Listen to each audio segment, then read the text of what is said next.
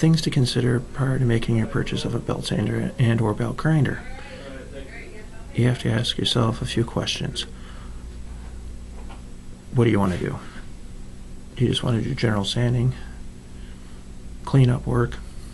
Then a belt sander is right up your alley.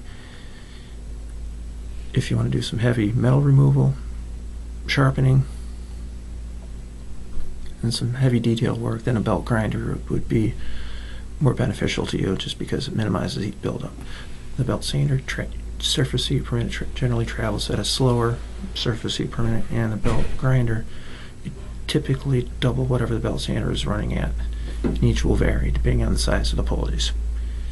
These are just some of the things you have to take into consideration prior to making your purchase. You have to ask yourself, what do you want to do? Do you want to have one machine that does just certain things, or do you want to have a machine that can do pretty much everything that you'd like it to do? For more information, you can reach us at 269-382-2050 and or by visiting our website at www.kalamazooind.com. Thank you. Like this video and click the notification bell. Thank you.